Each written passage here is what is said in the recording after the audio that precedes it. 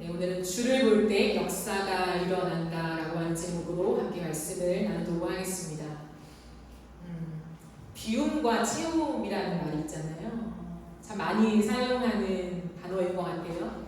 여러분, 비우는 게 더 중요할까요? 아니면 채우는 게 더 중요할까요? 비우는 거. 네, 우리는 일반적으로 비우는 것이 더 중요하다라고 하는 생각을 가지고 있어요. 무언가를 채우려면 먼저 비워야 하기 때문이죠. 공간을 활용할 때도 정리해서 빈 공간을 마련해야 거기에 이것저것 내가 놓고 싶은 것들로 채울 수 있지 않습니까?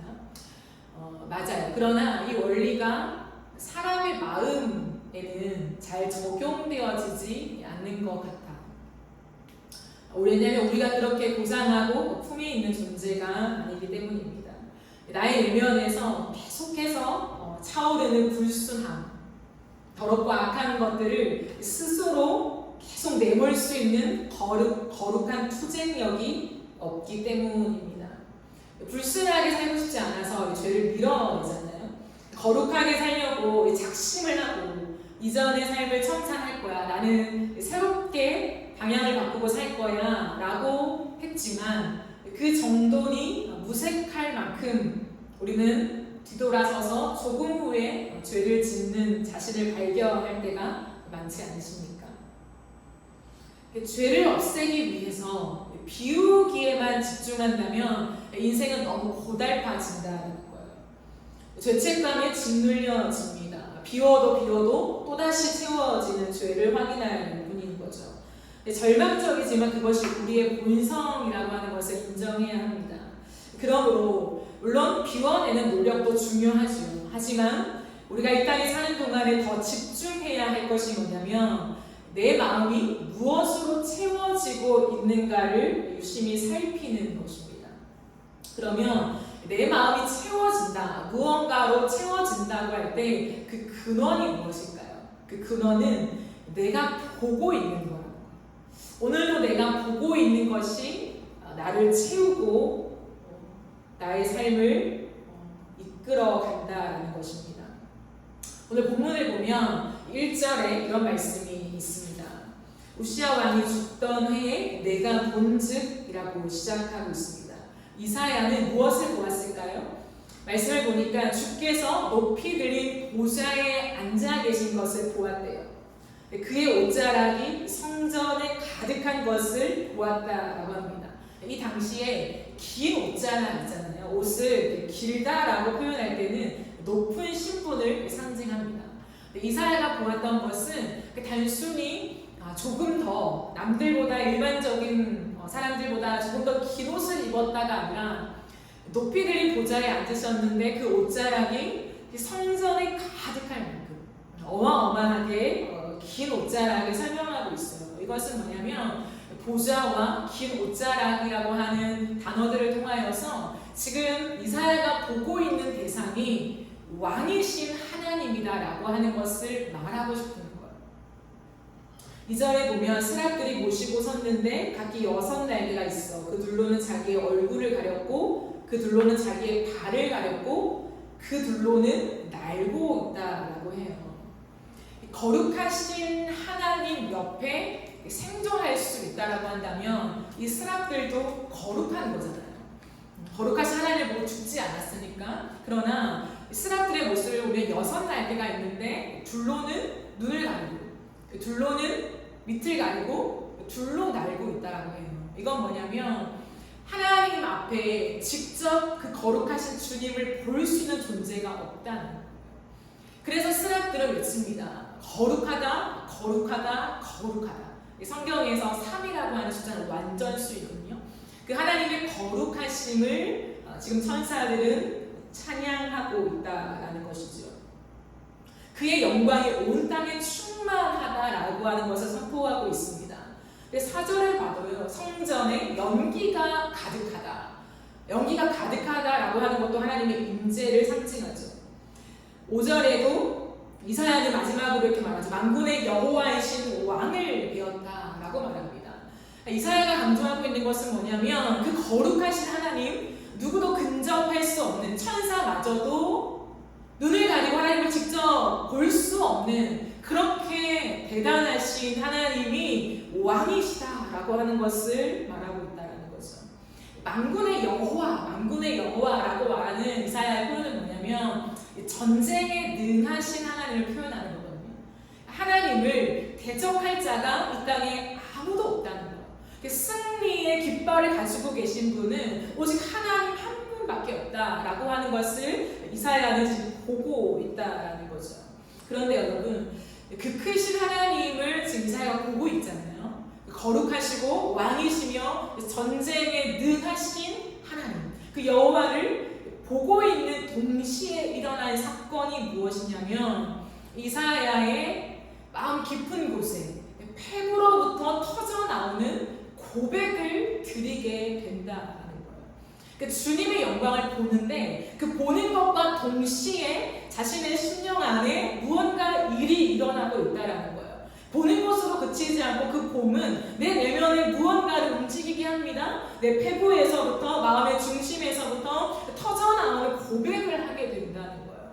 이사야가 고백하고 있는 것이 무엇일까요? 스랍들처럼 주님의 거룩하심을 고백하고 있지 않아요. 5절을 보면 화로다 나여 망하게 되었도다. 나는 입술이 부정한 사람이요 라고 말해요. 한마디로 말하면 나는 이제 죽었다.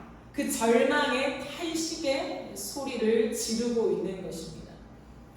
근데 입술이 부정한 사람이래요. 내가 죽은 이유는 뭐냐면 이제 거룩하신 하나님 앞에서 내가 생존할 수 없고 내가 죽었다라고 하는 터져나오는 고백을 할 때 나는 입술이 부정한 사람이고 입술이 부정한 백성들 사이에서 와 만군의 여호와 유일한 승리의 깃발을 가지신 그 왕이신 여호와를 내가 지금 보고 있다라고 한다는 거예요. 과연 이 정황이 뭘까요?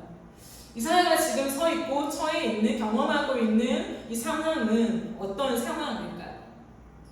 단순히 본문만 본다면 우리는 거룩하신 하나님 앞에 서면 회개하게 되는구나. 나의 더러움들을 하나님 앞에 낱낱이 고백하는 것이구나로 정리하고 끝날 수밖에 없어요. 그러나 이것은 사실 이사야 1장부터 이어지는 하나님의 마음을 알 때에 조금 더 깊은 차원의 이 본문의 명확한 의미를 우리는 확인할 수 있다는 거예요. 이사야 1장 2절부터 4절까지 한번 보실래요? 여러분 성경책 가지고 계시면 이사야 1장 2절부터 4절까지를 보시면 하나님이 이렇게 말씀하시는 거예요. 하늘이여 들으라, 땅이여 귀를 기울이라 이렇게 말해요. 하늘과 땅이라고 하는 비유적인 표현은 뭐냐면 하늘과 땅을 증인으로 삼고 있다는 거예요. 이 땅에 어느 누구도 하늘과 땅을 피하여 숨을 쉬는 사람이 없잖아요. 그러니까 하늘아 들어라, 땅이야 귀를 기울여라 라고 말하면서 여호와께서 말씀하시기를 내가 자식을 양육하였거늘 그들이 나를 어떻게 했다고요? 거역하였다. 3절에 보면 소는 짐승도 그 임자를 안다. 임자가 뭔가요? 주인이죠. 짐승도 그 주인을 알고 나귀는 그 주인의 구유를 안다. 이게 뭘까요? 구유는 나의 먹이를 먹을 수 있는 여물통이잖아요. 내가 어디에 가야 밥을 먹을 수 있는지 안다는 거예요. 공급처를 안다는 거예요. 그러나 이스라엘은 알지 못하고 나의 백성은 깨닫지 못하는도다 하셨도다. 4절에 슬프다. 주님의 마음을 드러내죠. 범죄한 나라여 허물진 백성이요 행하게 종자여 행위가 부패한 자식이다. 그들이 여호와를 버리며 이스라엘의 거룩하신 이를 만홀히 여겨 멀리하고 물러갔다라고 말해요. 그러면서 우리 1장 11절부터 15절을 한 번 더 보시면 주님이 계속해서 반복해서 말씀하시면서 이렇게 연결하세요. 여호와께서 말씀하시되 너희의 무수한 재물이 내게 무엇이 유익하뇨? 나는 수량의 번제와 살찐 짐승의 기름에 배불렀고 나는 수송아지나 어린 양이나 수염 소의 피를 기뻐하지 아니하노라. 너희가 내 앞에 어떻게 온다고요? 보이러 오니 이것을 누가 너희에게 요구하느냐? 내 마당만 밟을 뿐이다. 헛된 재물을 어떻게 해요? 다시 가져오지 말래요. 가져오지 마라. 내가 안 받는다. 분양은 내가 가슴이 여기는 것이고 너희가 모이는 월삭과 안식일과 대에 모이는 모든 것도 그러하니 성회가 뭡니까? 거룩한 모임이잖아요. 근데 그 거룩한 모임 속에서 그들은 악을 행하고 있다는 거예요. 그러니 하나님이 내가 견디지 못하겠다라고 말해요. 14절 보시면 내 마음이 너희의 월삭과 정한 절기를 어떻게 내가 이걸 너무 싫어한다. 너희가 나를 위해서 모인다고 하는 그 모든 것들 난 싫어해.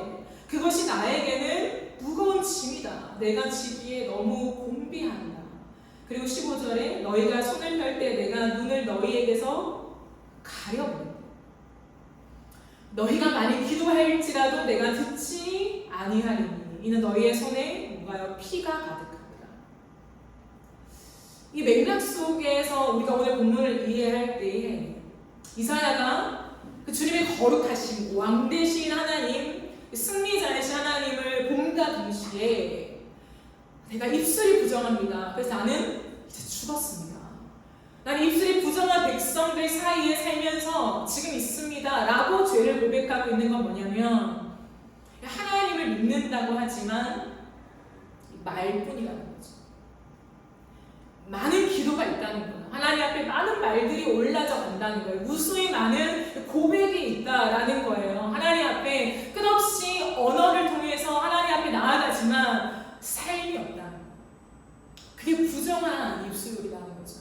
내가 말하는 하나님을 향한 무수한 고백은 있고 내가 진실하지 않고 내가 신앙이 없으면 오히려 확증해주는 말뿐이라는 거예요. 주님이 보시기에는 너희가 끊임없이 나를 향하여 왕이라고 말하고 너희가 끊임없이 내 앞에 와서 절기를 지키며 거룩한 모임이라고 해서 수많은 백성들이 모여서 성회를 행하는데 그리고 그 안에서 정말 많은 기도가 올라져 간다라고 하고 사람들은 내게 절하며 너희가 가진 많은 예물들을 가지고 와서 나에게 바친다고 바치지만 나는 받지 않아.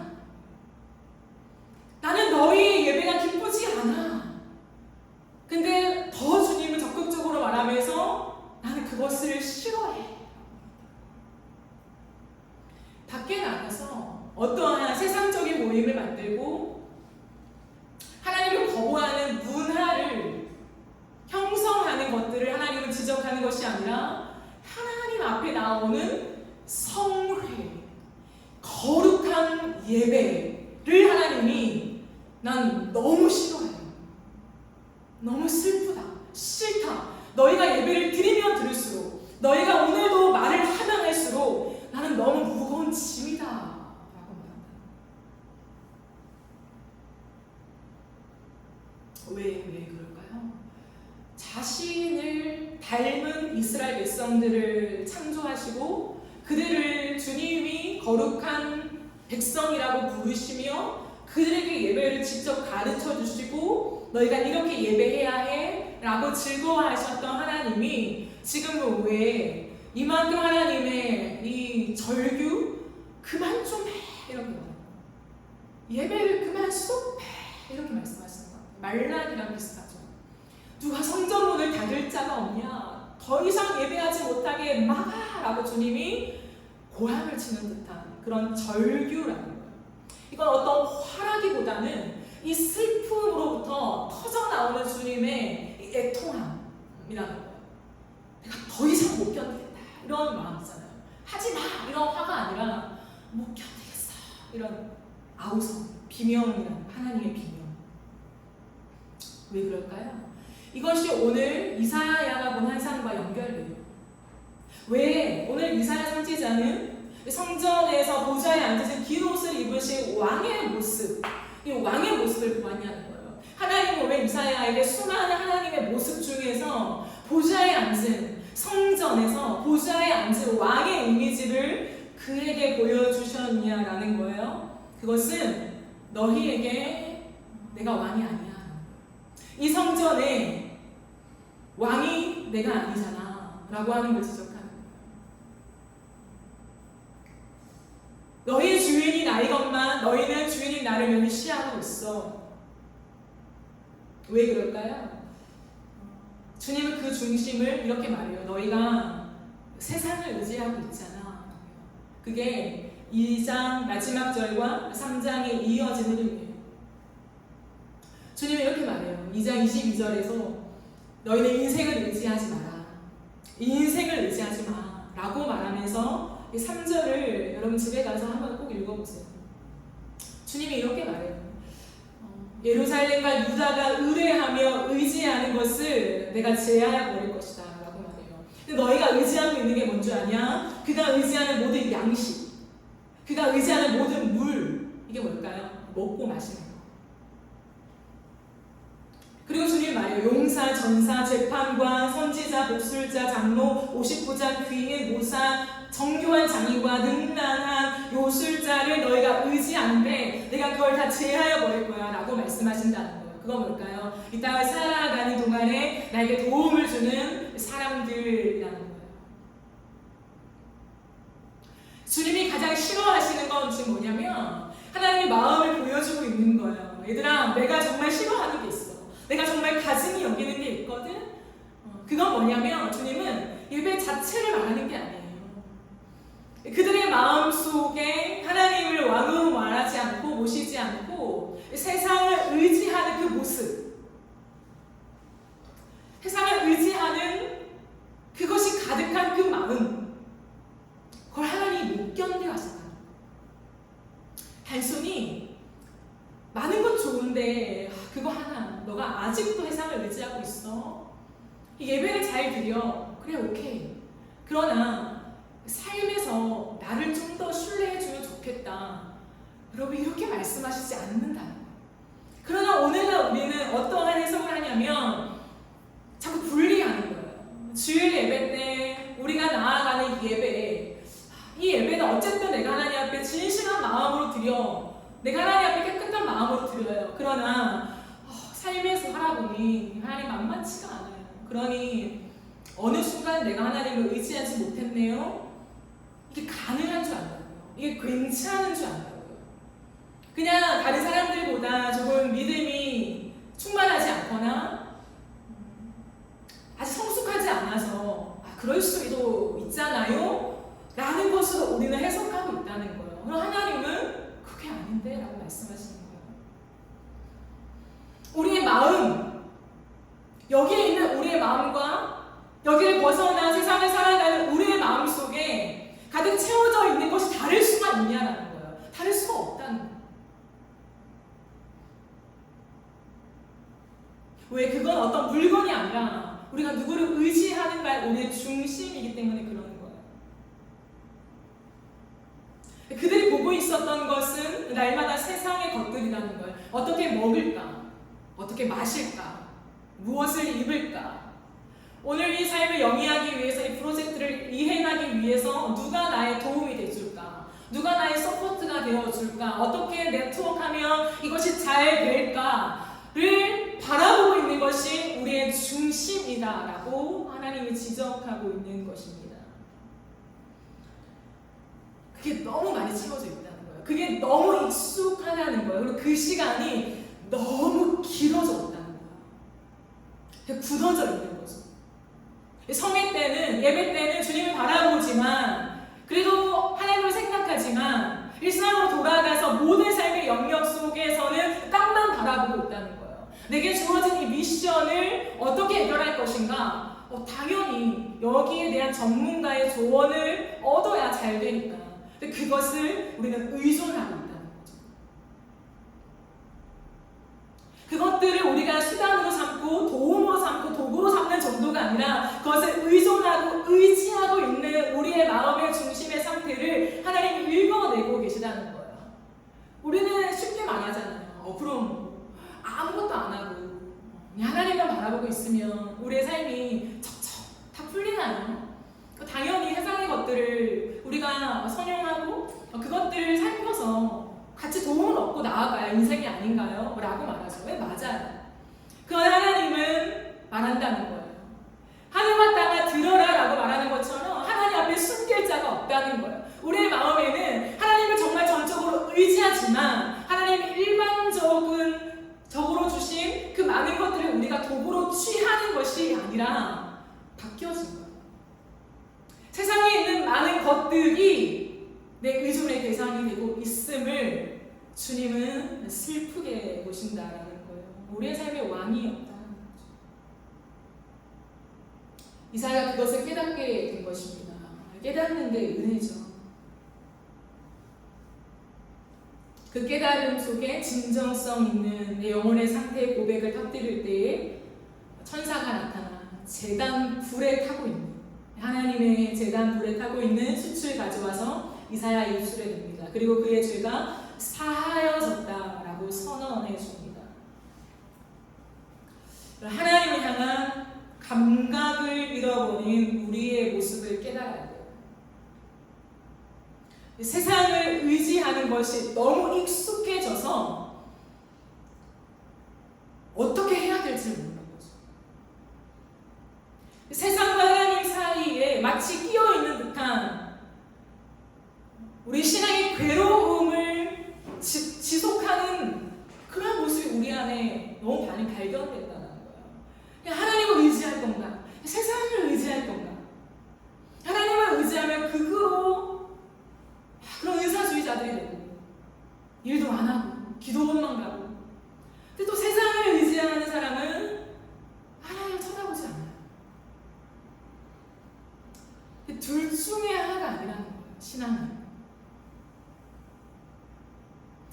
오늘 우리의 눈이 무엇을 보고 있는가? 우리의 육체의 눈이 무엇을 보고 있는가? 우리의 영의 눈이 무엇을 보고 있는가? 우리의 생각의 눈이 무엇을 보고 있는가? 땅의 것들에서 눈을 돌려야 된다는 걸 얘기해요. 땅만 쳐다보고 살아가는 우리의 삶이 너무 익숙해져 있잖아요. 세상의 이야기 속에서 나의 소확행을 찾고 살아가는 우리의 인생 속에서 눈을 들어 주를 바라보아야 한다라고 주님이 말씀하고 있다라는 것입니다. 우리의 신앙이 너무 가벼운 것을 인정할 때에 변화가 일어난다고 저는 생각해요. 일반적인 하나님 주신 은총을 무시하는 게 아니에요. 우리는 자연을 보면서, 계절의 변화를 보면서, 오늘 하루 나에게 소소하게 주신 많은 행복을 보면서 감사하면서 주를 만날 수 있어요. 하나님 감사해요. 이런 걸 누리게 해주셔서, 만나게 해주셔서 맞아요. 그러나 거기에 머물면 가벼운 신앙이 된다는 거예요. 눈을 들어서 주를 보면서 거룩하신 하나님의 임재 안으로 들어가야 되는데, 그러면 질문이 생기잖아요. 어떻게 그 하나님을 볼 수 있는가 봐요. 세상의 것들 속에 그냥 조금씩 하나님 힌트를 얻듯이 무언가 보물찾기에서 조금 하나 얻어도 기뻐하는 것처럼 하나님의 흔적을 발견하는 정도가 아니라 아예 그냥 바닷물에 빠지듯이 하나님의 임재 안에 어떻게 빠지냐는 거예요. 부인할 수 없을 만큼 나를 압도하고 사로잡고 나를 완전히 장악해버리는 그 하나님의 임재를 어떻게 경험하냐라는 거예요. 어떻게요? 나의 시간을 떼어서 하나님 앞에 엎드리는 기도가 있을 때 그것이 가능합니다. 하나님께 시간을 드려야 돼요. 우리 일상에서 하나님과 독대하는 시간을 반드시 가져야 한다는 거예요. 그럼 잘 들어보세요. 오늘날 우리 같이 젊은 세대가 하나님을 만나는 것을 굉장히 어려워합니다. 하나님 임재라고 하는 단어가 굉장히 익숙하지만 그 임재를 경험하고 누리고 지속하는 것을 몰라요. 왜 그럴까요? 많은 이유를 들 수 있겠지만 저는 그 가장 큰 중심에 기도가 있다고 생각하거든요. 포스트 모더니즘의 흐름 속에서 특별히 한국 교회 안에 자유함, 해방, 정죄하지 않는, 나의 약함을 그대로 약하다고 고백하는 것들, 이런 흐름들이 많이 장악하게 되었어요. 이건 좋은 흐름이라고 생각합니다. 복음 안에서 예전처럼 오늘 성경 몇 장 읽었어? 일주일 동안 내가 했던 경건생활표 적어와서 확인받고 뭔가 비교했을 때 내가 덜한 것 같으면 주눅 들고 이런 것들이 거의 없어졌어요. 그런 면에서는 굉장히 긍정적이라고 봅니다. 그러나 또 한편으로는 뭐냐면 하나님은 우리의 중심을 아셔. 하나님은 우리의 삶에 함께 하셔. 내가 연약해도 주님은 나를 사랑하셔. 나에게 은혜를 주실 거야. 라고 하는 것 속에서 우리가 너무 자유한 나머지 하나님 앞에 엎드려 시간을 내어 구별하여 기도하는 그 기도의 무릎을 잃어버렸다는 거예요. 하나님 모든 곳에 계시다며 나의 마음을 다 아신다며 길을 걸어가면서 자연을 보면서 하나님을 묵상하는 것도 예배 아니에요. 예배죠. 하지만 그것밖에 남지 않은 거죠. 이제는 차를 운전하면서 대중교통을 이용하면서 충분히 어플로도 이제 너무 다양하게 우리는 하나님의 말씀을 묵상할 수 있어요. 그러한 콘텐츠가 너무 많아졌다고요? 그렇게 해도 하나님 만날 수 있죠. 그러나 이제는 그것만 해도 돼라는 생각을 갖고 있다는 거예요. 더 이상 우리의 삶에 하나님 앞에 나아가기 위하여 내 마음을 하나님 앞에 졸라매면서 나의 소중한 시간들을 떼어서 주님 앞에 머물러 기도하며 독대하려고 하는 그 사수하려고 하는 끈질김에 신앙이 사라져버렸다는 거예요. 양극화되어 가는 거예요. 그런 사람들을 보면 홀리하다로 넘어가든지 아니면 그렇게까지 할 필요 없어 라고 치부한다는 거예요. 그러나 반드시 알아야 되는 건 뭐냐면 그 어떤 율법주의적인 게 아니에요. 몇 시간을 엎드려 기도해야만 골방에 들어가야만 예배당에 나와야만 하나님이 들으셔. 그건 아니지만 그것이 우리의 태도라는 거예요. 정말 우리의 삶 속에 하나님이 나의 왕이십니다. 하나님 정말 나의 입술의 고백이 부족하지만 하나님 정말 진실이에요. 정말 내 삶이 하나님께 붙잡혀 살길 원해요 라고 하는 게 진짜라면 진정성 있는 고백이라면 삶에서 엎드려야 되잖아요. 어떻게 감성적으로만 거닐면서 하나님을 경험할 수 있단 말입니까? 천사도 옆에서 직접 대면할 수 없는 거룩한 존재를. 여러분 이 원리를 우리는 이해해야 해요. 이 시대에 우리가 풀어야 되는 명확하게 답을 내어야 하는 굉장히 중요한 문제라고 저는 생각합니다. 청년들 대부분은 정죄받기를 싫어해요. 그렇기 때문에 우리는 시간을 정할 수 없어요. 그냥 너의 마음속에 감동이 오는 대로 하루에 5분도 괜찮아, 아니 1분도 괜찮아, 누군가는 1초라고 얘기하더라고요. 초신자를 위해서 하나님을 전혀 알지 못하는 사람을 위해서 기도는 그렇게 어려운 게 아니라 괜찮아, 가벼운 거야. 하나님을 바라보는 그 짧은 시간도 하나님을 들으셔. 그건 맞는 맥락이죠. 하지만 우리가 왕이라고 고백하고 하나님의 백성이라고 이미 고백하고 수많은 연수가 지나왔다면 달라야죠. 똑같이 하나님 앞에서 5분이라도 그건 아닌 거예요. 5분을 기도하는 사람을 정죄하는 것이 아니라 정말 우리의 마음의 태도가 정말 진실함을 반영하는 게 맞는가에 대한 제 질문이라는 거예요. 우리는 무언가를 공들여 만드는 프로젝트 하나라고 또 보고 또 보고 또 보면서 그것들 수정하는 작업을 거쳐요. 여러분 회사에서 일해보세요. 윗사람이 원하는 대로 그걸 맞추기 위해서 얼마나 많은 수정의 작업들과 얼마나 많은 시간과 노동을 들입니까? 그게 중심인 거죠. 잘하고 싶으니까. 우리의 일반적인 원리잖아요. 대충 하고 싶으면 시간이 적게 들어갈 수밖에 없어요. 저 또한 학교에서 과제가 나오면 그냥 흐름 보면서 대충 내는 걸 집중하면 1시간 만에 뚝딱 합니다. 하지만 그것이 아니라 그게 내 공부가 되고 교수님이 나의 삶을 보든 안 보든 내가 그래도 A뿔을 못 받아도 그래도 교수님 앞에서 예의 있게 가르쳐주고 교수님 앞에 예의 있게 내가 하고 싶은 그 중심을 갖고 있다면 몇 시간이 걸릴 수밖에 없는 거예요. 그건 더 이상 설명이 필요 없는 일반적인 것이 아닙니까? 오늘날 우리는 말해요. 하나님이니까 그냥 뚝딱 나에게 하나님의 얼굴을 보이시고 임재를 보이시고 하나님의 왕대심을 보여주면 제가 따를게요. 그럼 못 따를 사람이 어딨냐?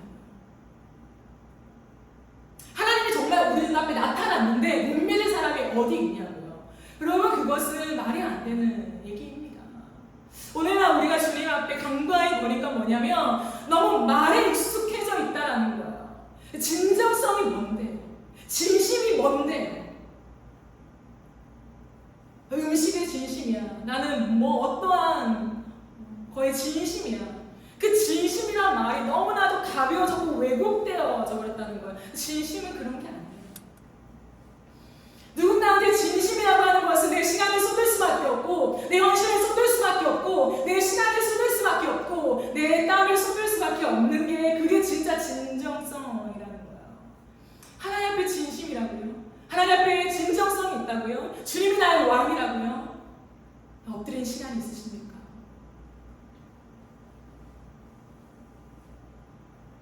하나님 앞에 엎드리는 그 시간은 내가 그만큼 엎드리니까 하나님이 찾아오신다는 원리가 아니에요. 내가 스스로 하나님을 찾아낼 수 있는 힘이 없잖아요. 하나님에게 주권입니다. 근데 그 주권을 원하는 거예요. 하나님의 주권을 모르니까 하나님 나를 찾아오시길 너무 원해요. 그때 내가 할 수 있는 것은 다른 방법이 없잖아요. 엎드려서 구하는 거예요. 하나님, 부족하고 연약하고 자격 없지만 나에게 찾아와 주세요. 하나님, 나를 불쌍히 여겨주세요. 하나님의 임재가 없으면 난 똑바로 못 살아요. 하나님의 얼굴이 안 보이는데 내가 어떻게 주님을 선택할 수 있어요? 하나님, 전 연약해요. 그러니 하나님, 저에게 주님의 얼굴을 보여주세요. 그 엎드림의 눈물을 말하는 거예요. 그것을 우리의 세대가 회복되어야 그 기도를 통하여 하나님의 압도하는 임재가 개인뿐만 아니라 우리가 속한 교회에 임재하게 된다는 거예요. 그냥 화려한 음악과 세련된 설교로 사람을 변화시킬 수 없어요.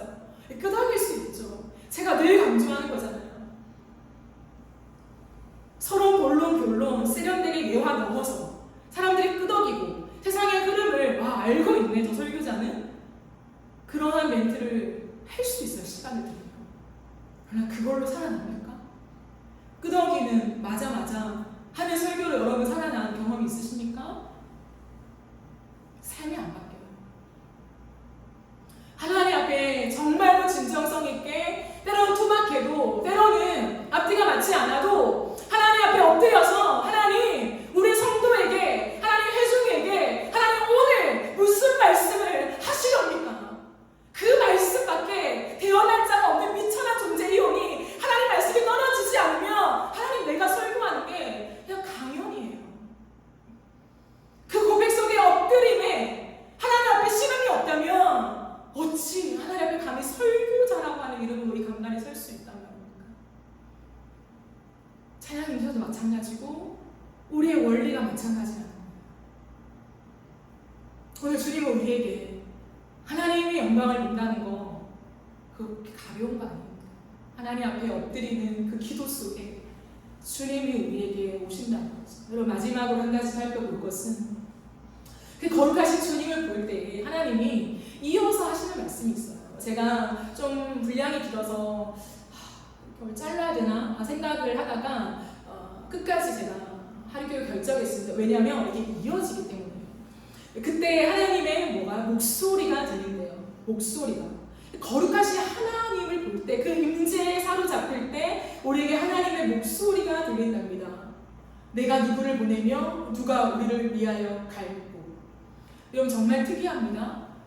이 본문을 잘 보세요. 이사야가 하나님을 봐요. 하나님과 대면하는 거나 마찬가지잖아요.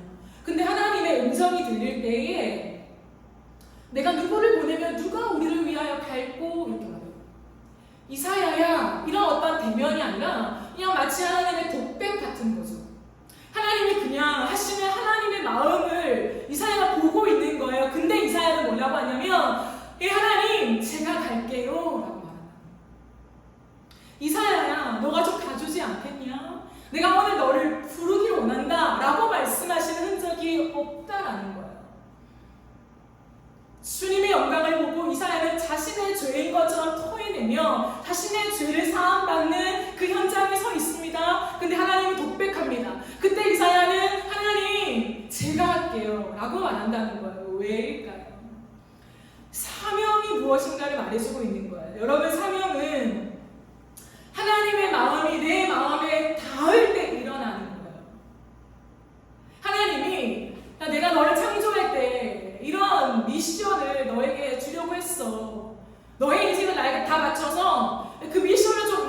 거죠. 내가 구원을 줬잖아. 내가 복음 줬잖아. 축복 줬잖아. 그러니까 나를 위해 살아줘.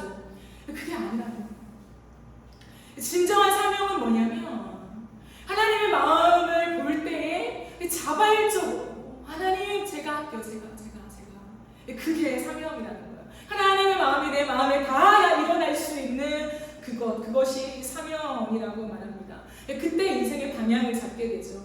내 모든 것을 다 쏟아서 걸어갈 진정한 길을 찾게 되는 것입니다. 그럼 우리는 한국교회 안에 저는 바라는 것 좀 지워졌으면 하는 이미지가 있어요. 그건 뭐냐면 사명이라고 하면 너무 무거워. 와, 이제 내 인생 끝났다. 이제 하나님 앞에 붙잡혀서 내가 원하는 거 다 못하고 그냥 그 주님만 따라가야 돼 라고 하는 이 이상한 이미지. 왜 그렇게 됐는지 모르겠어요. 그것이 새롭게 제자를 찾았으면 좋겠어요. 사명은 그런 게 아니거든요. 성경에서 말하는 사명은 억지로 일로 와봐 이렇게 소환되어져 가는 것이 아니라 자발적인 거예요. 하나님 앞에서 하나님 마음을 보는 순간 외면할 수 없어서 하나님 제가 그 자리에 설게요 라고 하는 거예요. 그러므로 사명은 개인적인 거예요. 하나님의 마음이 얼마나 많겠어요. 근데 그 하나님의 마음, 이 세상의 모든 영역을 한 사람에게 절대로 다 보여주지 않아요. 내 가슴을 찢어내는 듯한 하나님 제 인생을 바쳐서라도 제가 그 하나님의 마음, 그 마음을 따라갈게요 라고 하는 건 뭐냐면 내 인생에 보여주시는 하나님의 마음이라는 거예요. 다 달라요. 그것이 내 마음에 와닿고 거기에 대한 반응을 할 때 그게 사명으로 나에게 옷 입혀진다라는 것이죠. 그 길을 걷고 싶은 마음이 생겨나는 것입니다. 그러게 사명은 기꺼이 가는 거예요. 하나님 이사야에게 말씀하시니 하나님의 마음은 들끓는 하나님의 애통함과 슬픔이었어요. 이스라엘 백성들이 하나님을 버리고 끝없이 세상을 쳐다보며 땅에 눈을 두며 살아가는 이스라엘 백성들에게 하나님의 그 마음과 절규를 보여주실 때에 이사야가 예수님 제가 갈게요 제가요 라고 할 때에 이후에 이사야가 걸어갈 삶은 만만치 않았어요. 우리가 본문에서 읽어보고서 말해도 듣지 않아 깨닫지 못해요. 하지만 그 시간을 누가 통과할 수 있는가? 하나님의 마음이 내 마음에 닿아서 이렇게 사명으로 입혀진 자는 결과에 상관없이 그 길을 갈 수 있다고 주님 말씀하신다는 거예요. 그러므로 이 땅에 많은 청년들이 꿈을 찾잖아요. 내 인생을 어떻게 살아갈까? 나의 열정과 에너지를 어디에 투자해서 나의 꿈을 그리고 비전을 가지고 하나님과 함께 동행하며 주님의 나라와 역사를 이룰까? 우리는 거기서 출발한다는 거예요. 그러니까 많은 성격 유형 검사, 수많은 데이터를 통하여서 너가 잘하는 게 뭐냐? 너의 은사가 뭐냐? 하나님이 너에게 은사를 심어줬으니 그것을 개발해봐. 그러면 그게 너의 사명이 될 거야. 도움은 되겠죠. 그러나 그게 사명 찾는 게 아닌 거. 여러분 꼭 기억하셨으면 좋겠어요. 사명은 뭐냐면 그렇게 내 성격의 유형과 내가 좋아하는 것, 잘하는 것 찾아서 가는 그게 아니라요.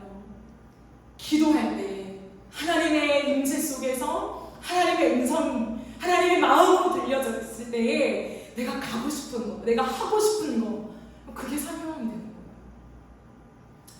그게 너무 어렵잖아요. 어렵기 때문에 쉬운 걸 자꾸 선택하려고 하는 거예요. 나이는 차가고 빨리 무언가의 꿈을 선택해야 될 것 같고 내 인생을 쌓아 올려야 될 것 같고 하나님의 나라를 위해서 나도 쓰임받고 싶고 이런 열정이 너무 충만하기 때문에 진짜 사명을 얻는 자리에 오히려 서지 못하는 경우가 너무 많다. 엎드려야 돼요. 주의 음성을 듣는 것은 누군가 특별한 사람에게 임하는 것이 아니에요.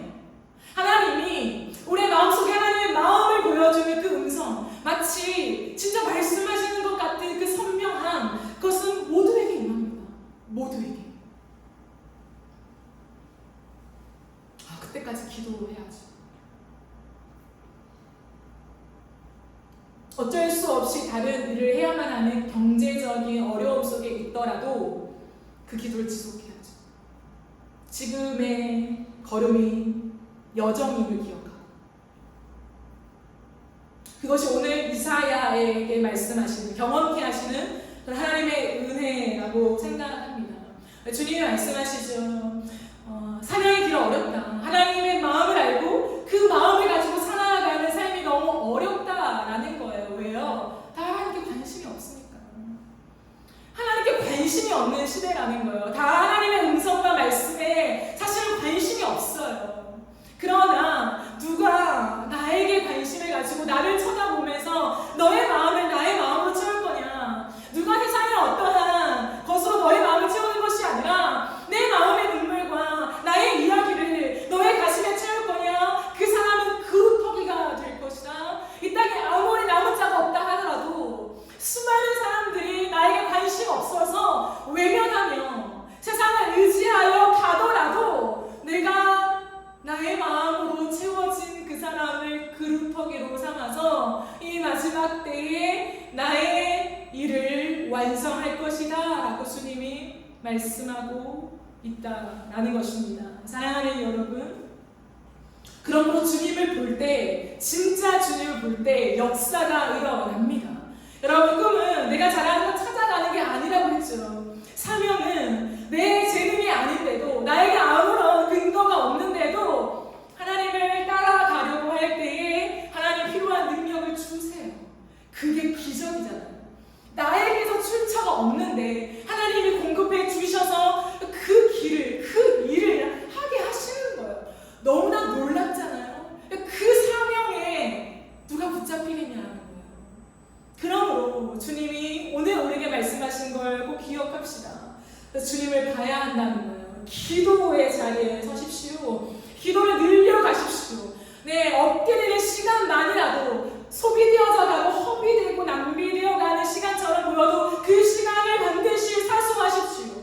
가능하면 차에서, 대중교통 안에서, 그냥 하늘을 보며 거니는 거리 위에서가 아니라 여러분만의 골방을 정하고 정할 시간에 주님 앞에 엎드려 무릎을 꿇고 하나님을 향하여 주님 나를 불쌍히 여기소서. 여러분 많은 말 하지 않아도 돼요. 그 30분 동안 주여 주여 나에게 만나주십시오. 나에게 주님의 얼굴을 보여주십시오. 하나님의 임재가 없으며 세상을 의지한 살아갈 수밖에 없사오니 하나님 나에게 주의 임재를 주십시오 라고 하는 그 마음으로 엎드리는 기도자가 되십시오. 기도해야 삽니다. 기도해야 주님을 보고 임재를 경험합니다. 그때에 내 마음에 죄의 자리가 설 수 없을 거예요. 죄의 자리가 이뤄져 갈 거예요. 그리고 그 하나님으로 가득 찬 마음속에 사명을 발견하게 될 것입니다. 하나님 지속적으로 저에게, 하나님 부인할 수 없는 하나님의 마음이 나에게 오는데 하나님 이거 제가 할게요. 그러나 능력이 없어요. 하나님 재주가 없어요. 돈이 없어요. 하나님 인맥도 없어요. 그러나 하나님의 마음 앞에 내가 엎드리오니 하나님 감당할 수 있도록 도와주세요. 그러니 또 기도하는 거예요. 또 엎드리는 거예요. 그럼 자기 개발로 꿈을 이룰 수 없습니다. 하나님의 꿈은요, 절대로 누가 하나님의 꿈을 감히 내가 가진 자원으로 이룰 수 있단 말입니까? 절대 없습니다. 하나님이 써주셔야 되는 거지. 그 비전의 사람, 그 꿈의 사람, 그 사명의 사람으로 설 때 저는 우리의 세대에 소망이 있다고 생각합니다. 그 사명에 붙잡히는 저와 여러분 되시기를 간절히 소망합니다. 우리 시간 함께 찬양하고 기도하는 시간을 정하겠습니다.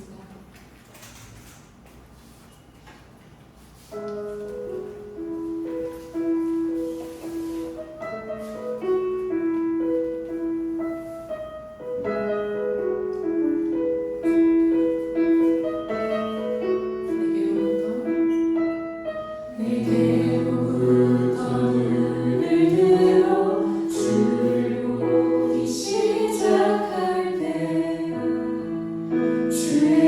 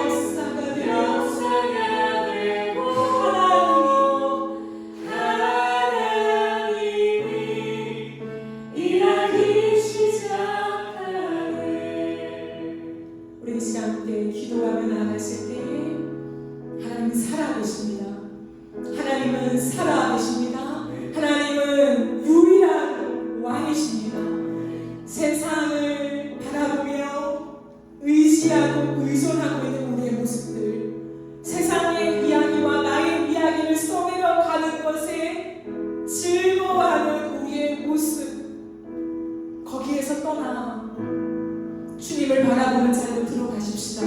우리가 이 시간 기도하며 나아가실 때에 하나님, 내가 하나님을 가볍게 여기지 아니하며, 하나님 그저 나에게 찾아와 달라고 호소하지 아니하며, 내가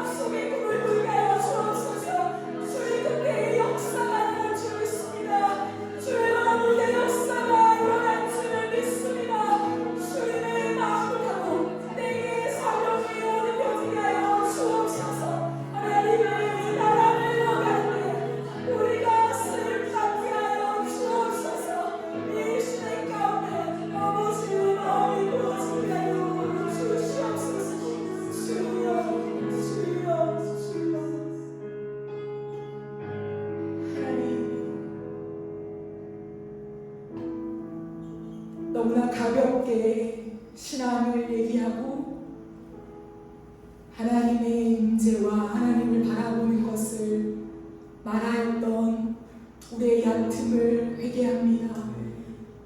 하나님, 말하지 않아도 모든 걸 창조하실 수 있고 행하실 수 있는 하나님이 그 아들 이 땅에 보내시고 하나님의 친히 죄인 되어주셔서 십자가의 처참한 고통을 당하시는 왜인 것입니까? 우리는 그 십자가를 피하고 하나님의 영광에만 이루고 싶어하는, 하나님의 말씀만 듣고 싶어하는 우리의 우둔함을 깨우쳐 주십시오.